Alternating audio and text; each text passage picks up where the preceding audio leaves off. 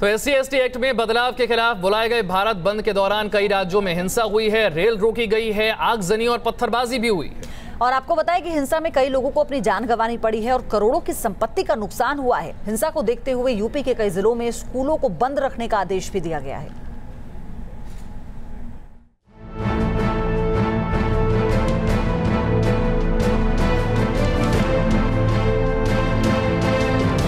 देश जलता रहा, सीमाएं सुलगती रहीं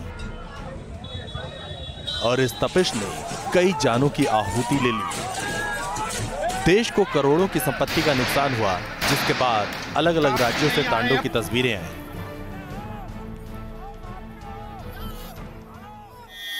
केंद्रीय गृह मंत्रालय ने सभी राज्यों से जानमाल की सुरक्षा सुनिश्चित करने के लिए एहतियाती कदम उठाने और कानून व्यवस्था बनाए रखने का निर्देश दिया।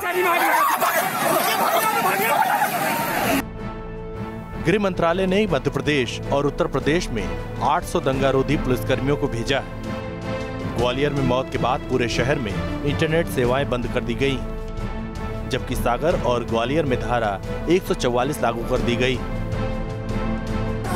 दलित संगठनों की ओर से बुलाए गए भारत बंद के दौरान भड़की हिंसा के बाद यूपी के कई जिलों में तनाव कायम है।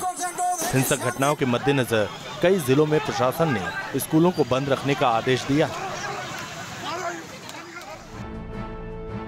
आगरा, हापुड़, गाजियाबाद में स्कूल बंद रहेंगे। सिर्फ उन्हीं स्कूलों को खुले रहने की अनुमति दी गई है जहां बोर्ड परीक्षाएं चल रही हैं। कई राज्यों में गाड़ियों की आवाजाही, मोबाइल और इंटरनेट सेवाओं के साथ करीब 100 रेलगाड़ियों की आवाजाही पर असर पड़ा। ज़्यादातर जो हमारी ट्रेनें प्रभावित हुई हैं वो फिरोजपुर की तरफ जाने वाली ट्रेनें थी और कुछ ट्रेनें शुरुआत में मुरादाबाद डिवीज़न वाली भी थी, लेकिन हापुड़ में थोड़ा डिसरप्शन और थोड़ा डिटेंशन ज़रूर हुआ। लेकिन हमारे स्टेशंस और ट्रेन्स की रनिंग में हमारे लोगों ने जितने जल्दी से जल्दी इन एजिटेटर्स को क्लियर कर सकते थे उतनी जल्दी क्लियर किया है। भारत बंद के आह्वान पर देश के अलग अलग शहरों में दलित संगठन और उनके समर्थकों ने जमकर हंगामा किया। पंजाब में बंद के चलते CBSE की 10वीं और 12वीं की परीक्षाएं टाल दी गई। साथ ही सुरक्षा बलों के 12,000 अतिरिक्त जवानों को लगाया गया। विरोध करना तो ठीक है, लेकिन हिंसा करना और तोड़फोड़ करना कहां तक जायज है? सरकारी संपत्ति को नुकसान पहुंचाना आखिर कौन से विरोध का तरीका है?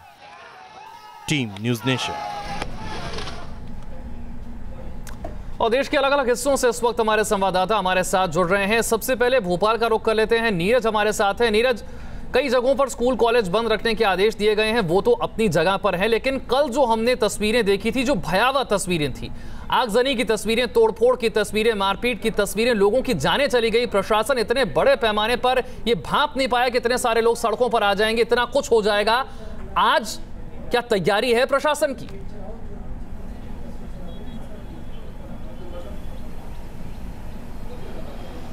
जी बिल्कुल ठीक कहा आपने शाल। दरअसल इस प्रोटेस्ट को लेकर पुलिस का इंटेलिजेंस और एक्शन दोनों फेल हुए हैं। पुलिस अंदाज़ा लगाने में नाकाम रही कि इतना बड़ा प्रदर्शन होगा और वक्त पर एक्शन लेने में भी नाकाम रही।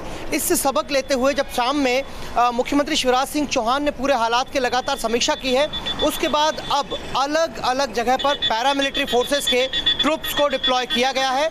साथ ही साथ अब जो है, चूँकि आंदोलन शाम 5 बजे तक था, इसलिए सड़कों पर आंदोलन की स्थिति नहीं है। लेकिन बड़ी चीज़ यह है कि मुरैना में जिस तरह रेलवे ट्रैक को डिस्ट्रॉय किया गया था, जब उसे ठीक किया गया है तब भी दिल्ली से साउथ की तरफ जाने वाली कई गाड़ियां घंटों की देरी से चल रही हैं। इसके अलावा मुरैना और भिंड में जो हालात बने थे, स्कूल एंड कॉलेजेस प्रिकॉशनरी बंद रखे गए हैं। बिल्कुल, और यही कारण भी है। अभी सबसे ज्यादा तो मौत का आंकड़ा है वो मध्य प्रदेश से ही है विशाल, जो अपने आप में चिंता का सबब भी है। अनिल यादव लखनऊ से हमारे साथ बने हुए हैं। अनिल, भले ही यूपी में मौत का आंकड़ा उतना ना हो, लेकिन वहां पर भी मौत की घटना हुई है जहां लोगों की जान गई है। लेकिन जिस तरह से उत्तर प्रदेश में संपत्तियों को नुकसान पहुंचा है, उसका आकलन कर पाना भी बहुत मुश्किल है। तांडव किया है लोगों ने कल वहां पर। अभी किस तरह के हालात बने हुए हैं?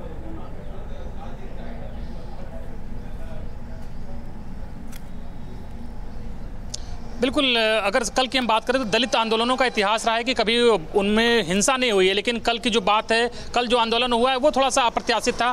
खासकर वेस्ट यूपी में ज़्यादा हिंसा देखने को मिली है, मेरठ, आगरा और हापुड़ में। लखनऊ अपेक्षाकृत शांत रहा, लेकिन आंदोलनकारियों का कहना है कि उनके बीच कुछ एंटी सोशल एलिमेंट्स आ गए थे और आंदोलन को बदनाम करने के लिए इस तरह की घटना की गई है। फिलहाल पुलिस का फेलियर जरूर था कि वो इस घटना को रोक नहीं पाए। खुद पुलिस के आला अधिकारियों ने स्वीकार किया कि इंटेलिजेंस फेलियर था, वो अनुमान नहीं लगा पाए थे।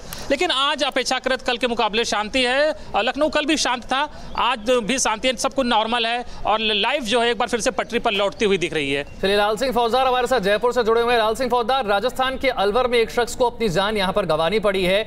बड़ी हैरानी की बात है कि देश भर में बिना किसी नेता के एक साथ इतने सारे राज्यों में दलित संगठन बाहर आए, सड़कों पर उन्होंने प्रदर्शन किया।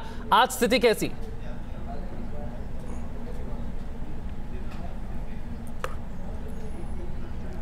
देखिए विशाल, आज स्थिति की जहाँ तक बात करें तो स्थिति सामान्य है, लेकिन जो जख्म कल के प्रदर्शन के दौरान जयपुर को और राजस्थान को दिए हैं उनको भरने में समय लगेगा, क्योंकि कहीं ना कहीं ये प्रदर्शन नहीं था विशाल, ये पूरी तरह से भय, अराजकता, तोड़फोड़ का नंगा नाच था, जिसकी वजह से पूरा खामियाजा भुगतना पड़ा उस आम आदमी को। स्कूल में बच्चे भयभीत रहे, वो परिजन भयभीत रहे जिनके बच्चे पाठशाला गए हुए थे, बामुश्किल पहुँच पाए। यहाँ के पर्यटक को उसका खामियाजा भुगतना पड़ा कि वो आया जयपुर में इस वजह से कि वो देखेगा तमाम स्थलों को, लेकिन वो फंस गया जाम में।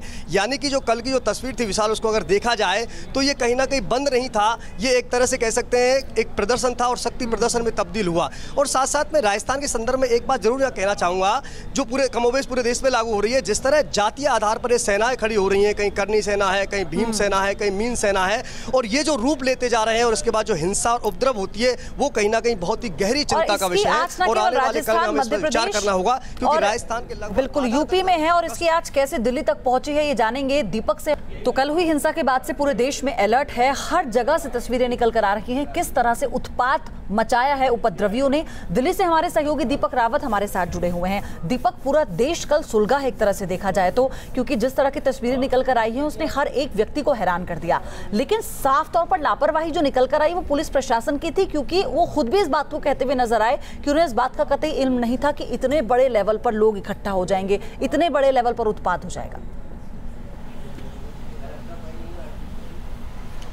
जी देखिए, लापरवाही की बात तो साफ तौर पर है ही, क्योंकि भारत बंद का ऐलान सिर्फ एक दिन पहले नहीं बल्कि कुछ दिन पहले कर दिया गया था और ये जाहिर तौर पर समझा जा रहा था कि इस तरीके का उत्पात जरूर हो सकता है। दिल्ली की अगर बात करें तो दिल्ली में भी पुलिस को अलर्ट कल के बाद जारी किया गया है, जब हिंसा अलग अलग राज्यों में भड़क उठी है। अलग अलग क्षेत्रों की अगर बात की जाए तो दिल्ली से सटे इलाकों में भारी हिंसा देखने को मिली थी।